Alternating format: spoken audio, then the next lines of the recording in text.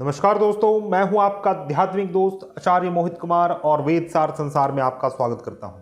दोस्तों, आज का हमारा विषय है हंस महापुरुष राजयोग। हंस महापुरुष राजयोग का निर्माण किस प्रकार होता है, साथ ही शास्त्रों में हंस महापुरुष वाले जातक के क्या लक्षण बतलाए गए हैं, उसके क्या फल बतलाए गए हैं और प्रत्येक लग्न राशि वाले जातक के ऊपर हंस महापुरुष राजयोग का किस प्रकार फल मिलता है, इसके ऊपर आज हम चर्चा करेंगे। तो दोस्तों, हंस महापुरुष राजयोग का निर्माण बृहस्पति ग्रह से होता है। जब भी आपकी कुंडली में बलवान बृहस्पति केंद्र भाव में अपने उच्च की राशि, अपने स्वगृही या फिर मूल त्रिकोण राशि में स्थित हो जाए तो वह हंस महापुरुष राजयोग का निर्माण करता है। अर्थात कि बृहस्पति बलवान होना चाहिए और केंद्र भाव में होना चाहिए। प्रथम, चतुर्थ, सप्तम और दशम भाव केंद्र भाव माना गया है कुंडली का। इस भाव में बृहस्पति हो और अपने उच्च की राशि जो कि बृहस्पति की कर्क राशि उच्च की राशि है, या फिर मीन राशि या मूल त्रिकोण राशि जो कि बृहस्पति की धनु राशि है। तो यह तीन राशि में केंद्र में यदि बृहस्पति बलवान का स्थित हो तो हंस महापुरुष राजयोग का निर्माण होता है। तो हंस महापुरुष अर्थात कि ऐसा जातक हंस पुरुष कहा गया है। हंस के समान ऐसा जातक होता है। ऐसे जातक का स्वर हंस के समान होता है तथा ऐसा जातक देखने में अति सुंदर मुख वाला और ऊंचे नाक वाला होता है। ऐसे जातक को मुख्यतः कफ प्रकृति वाला देखा गया है। साथ ही इनके नेत्र मधु के समान पीले होते हैं। हल्के पिंगल वर्ण के इनके नेत्र होते हैं। साथ ही लाल नाखून इनके होते हैं। ऐसा जातक सुंदर बुद्धि वाला तथा विवेकवान होता है। ऐसे जातक के सिर गोल होते हैं और इनका चरण सुंदर होता है। और ऐसा जातक इन लक्षणों को लेकर राजा होता है या फिर राजा के समान उच्च पद में आसीन होता है। शास्त्रों में यह बतलाया गया है कि ऐसे जातक जिनके कुंडली में हंस महापुरुष राजयोग का निर्माण होता है, उनके हाथ तथा पांव में मछली, अंकुश, धनुष, शंख, कमल, खटिया के समान रेखाएं होती हैं। हाथ में आप ध्यान से देखेंगे तो उनके हाथ में इस प्रकार की रेखाएं अंकित रहेंगी। ऐसा जातक कामी होता है तथा संभोग से इनकी तृप्ति नहीं होती है।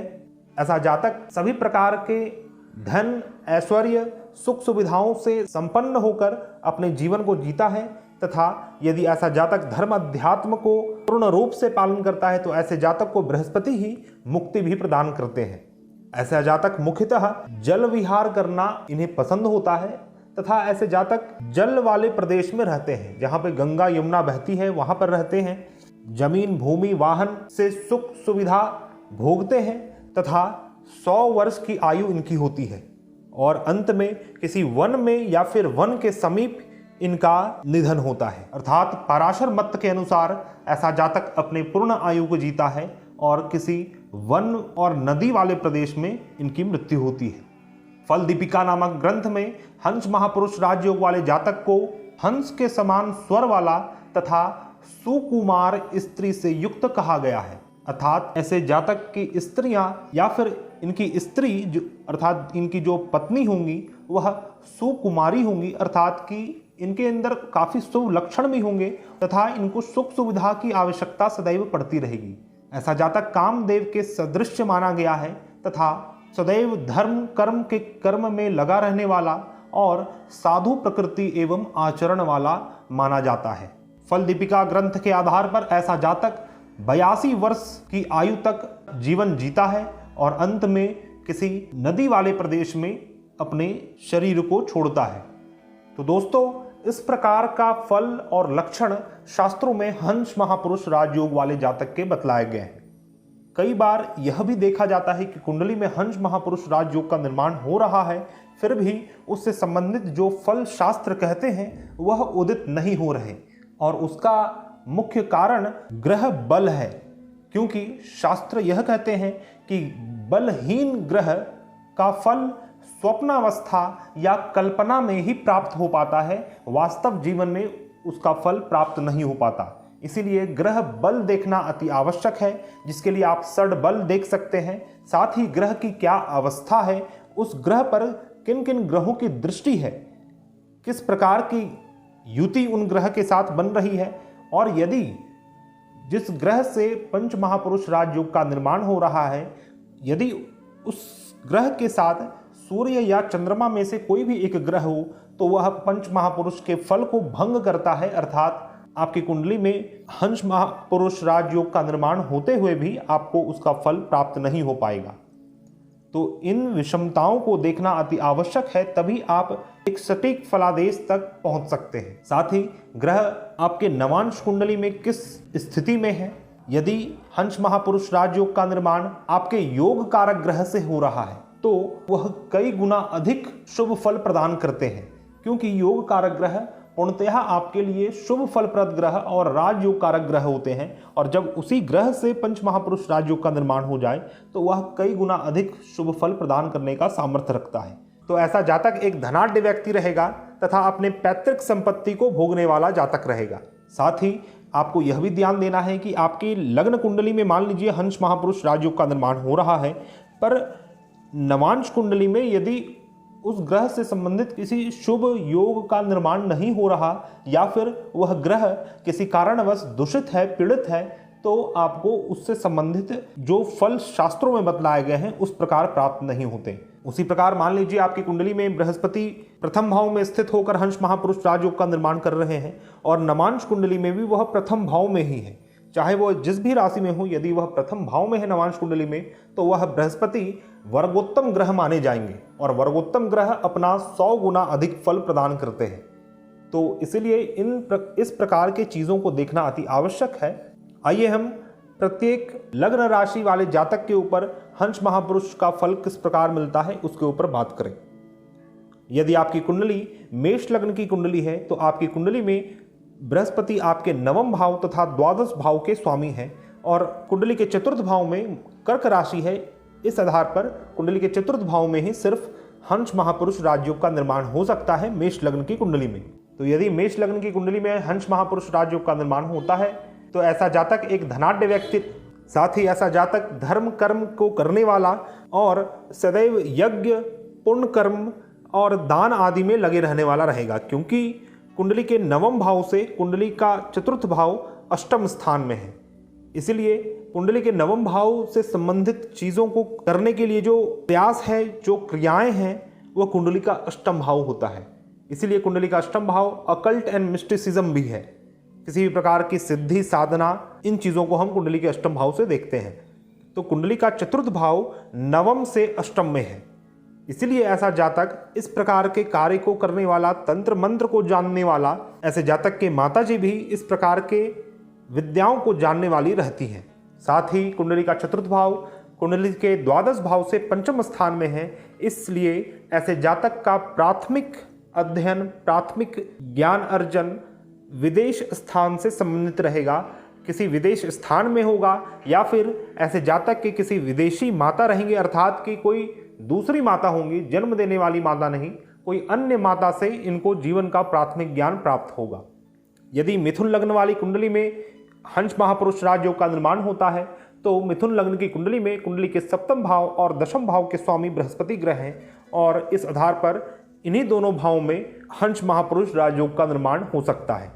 तो यदि मिथुन लग्न की कुंडली में सप्तम भाव में हंस महापुरुष राजयोग का निर्माण होता है तो ऐसा जातक अपने ज्ञान, विद्या, विवेक से समाज में प्रसिद्धि प्राप्त करता है तथा ऐसे जातक की पत्नी या फिर आपके पति एक धर्मी स्वभाव के व्यक्ति रहेंगे और यह संभव है यदि राहु की दृष्टि या फिर शनि की दृष्टि बृहस्पति पर पड़ती है तो आपकी दो पत्नियां भी हो सकती हैं। और ज्योतिष शास्त्र में इस चीज को समृद्धता से देखा गया है और बृहस्पति वहां पर बैठकर उस भाव से संबंधित फल को और बढ़ा देते हैं। इसीलिए कुंडली के सप्तम भाव में यदि बृहस्पति हैं तो कई बार यह भी देखा जाता है कि जातक की 2 पत्नियां हैं। कुंडली का सप्तम भाव दशम भाव से दशम स्थान में है, इसलिए कर्म के कर्म का भाव है कुंडली का सप्तम भाव। आप अपने कर्म को करने के लिए जो प्लानिंग करते हैं उसका भाव कुंडली का सप्तम भाव है। इसलिए आप किसी भी कार्य को करने से पहले धर्म के कार्य को करने वाले जातक रहेंगे, धर्म कर्म में सदैव संलग्न रहेंगे और ईश्वर का नाम लेकर ही किसी प्रकार के कार्य को करने वाले व्यक्ति रहेंगे। यदि मिथुन लग्न की कुंडली में कुंडली के दशम भाव में हंस महापुरुष राजयोग का निर्माण होता है तो ऐसा जातक उच्च पद पर आसीन तथा सरकार के किसी ऐसे डिपार्टमेंट में स्थित होता है जहां पर पॉलिसी मेकिंग या फिर फाइनेंस से संबंधित किसी प्रकार का कार्य होता हो। ऐसे जातक की मदर इन लॉ काफ़ी धर्मी स्वभाव की स्त्री होती हैं, साथ ही धर्म, अध्यात्म, फाइनेंस आदि से संबंधित कार्य को करने में कुशल तथा उसके समझ को रखने वाली स्त्री होती हैं। क्योंकि कुंडली का दशम भाव सप्तम भाव से चतुर्थ स्थान में है, इसीलिए कुंडली का दशम भाव आपकी पत्नी के माताजी का स्थान है, अर्थात आपके मदर इन लॉ का स्थान माना गया है। यदि कर्क लग्न की कुंडली में बृहस्पति आपके छठे भाव और नवम भाव के स्वामी हैं तथा कुंडली के प्रथम भाव में हंस महापुरुष राजयोग का निर्माण हो सकता है। यदि कुंडली के प्रथम भाव में हंस महापुरुष राजयोग का निर्माण होता है तो ऐसा जातक एक विवेकवान तथा विजडम को धारण करने वाला व्यक्ति रहेगा।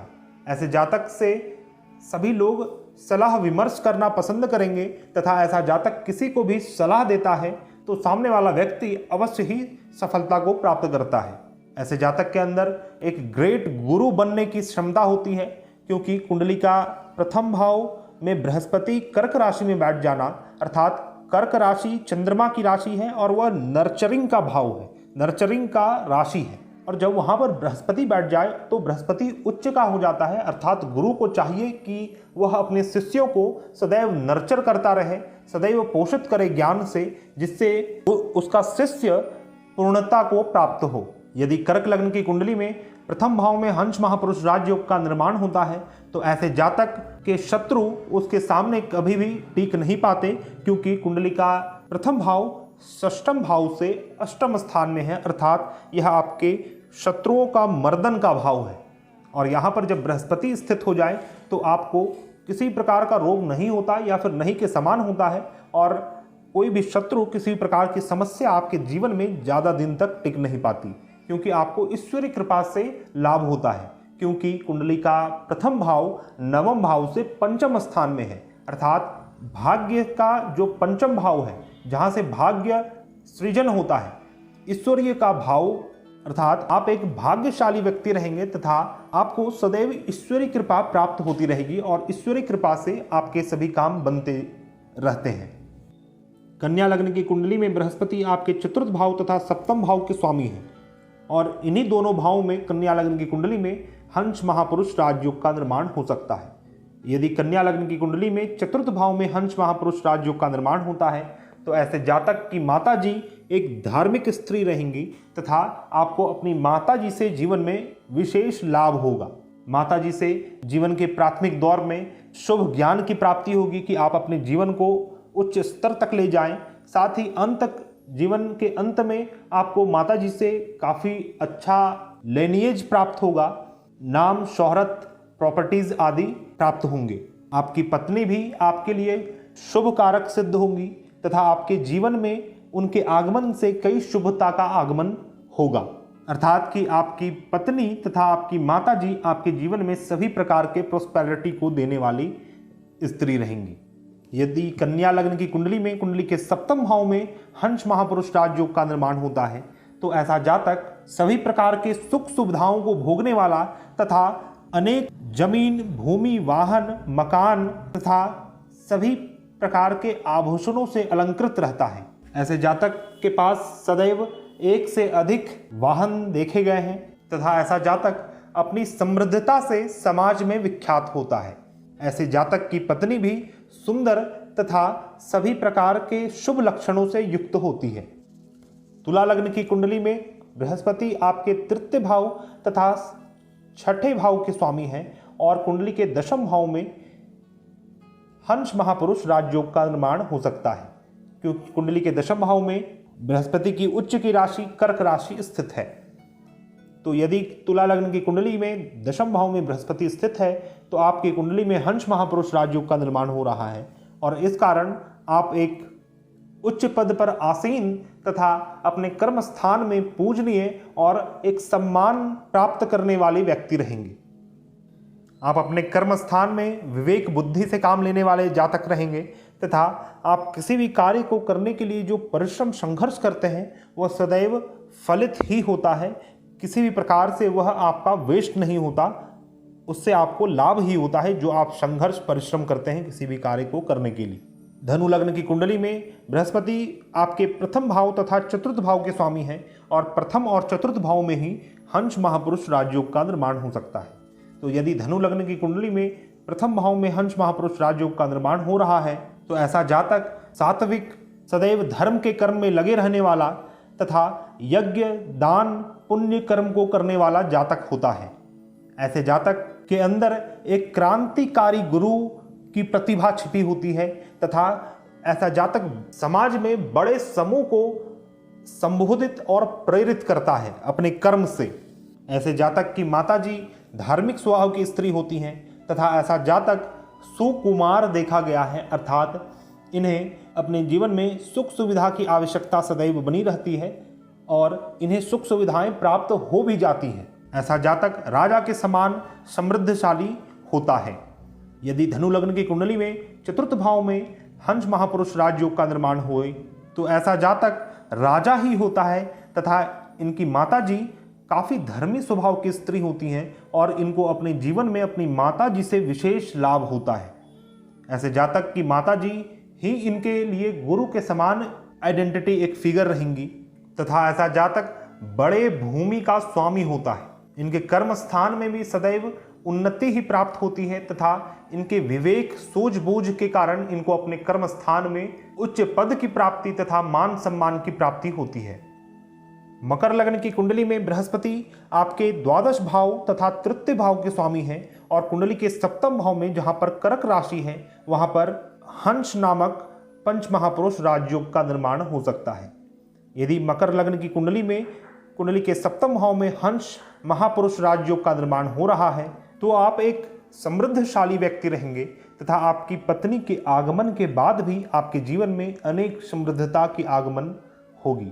बृहस्पति इस भाव में स्थित होकर आपके जीवन में सभी प्रकार के लॉसेस को रोकते हैं, अर्थात आपके धन, तन तथा मन से संबंधित जो भी व्यय है बृहस्पति यहाँ पर स्थित होकर उसको डायरेक्टली रोकते हैं तथा आपको अपने जीवन में जो भी डिजायर्स है वो सभी बृहस्पति के कृपा के माध्यम से आपको प्राप्त हो जाएगा, क्योंकि बृहस्पति यहाँ पर स्थित होकर कुंडली के एकादश भाव, प्रथम भाव तथा तृतीय भाव में दृष्टि डाल रहे हैं। आप और आपकी पत्नी दोनों ही एक धार्मिक स्वभाव के व्यक्ति रहेंगे तथा सदैव धर्म के काम में संलग्न वाले जातक रहेंगे।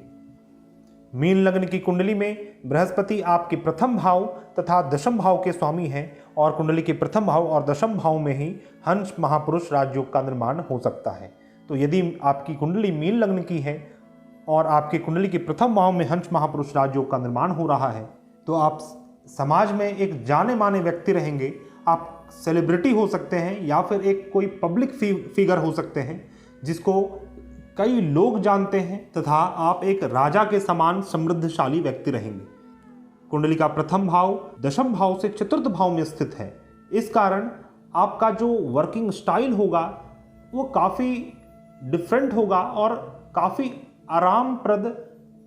आराम में रहकर आपको काम करना पसंद होगा और उसी प्रकार का आपका वर्किंग इन्वायरमेंट भी रहेगा।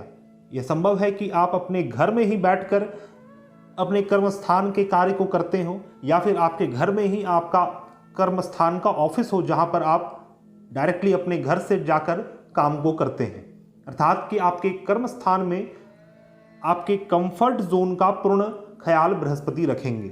यदि मीन लग्न की कुंडली में ही दशम भाव में हंस महापुरुष राजयोग का निर्माण होता है तो आप एक नीतिज्ञ रहेंगे, अर्थात एक पॉलिसी मेकर रहेंगे तथा लॉ, बिजनेस, फाइनेंस का आपको विशेष ज्ञान होगा और इन्हीं फील्ड में किसी एक स्पेशलाइज्ड नॉलेज के कारण आपको समाज में देखा जाएगा, जाना जाएगा तथा आपके अपने विवेक तथा दिमाग को यूज करने की क्षमता के कारण आपको अपने कर्म स्थान में मान सम्मान और उच्च पद की प्राप्ति होगी।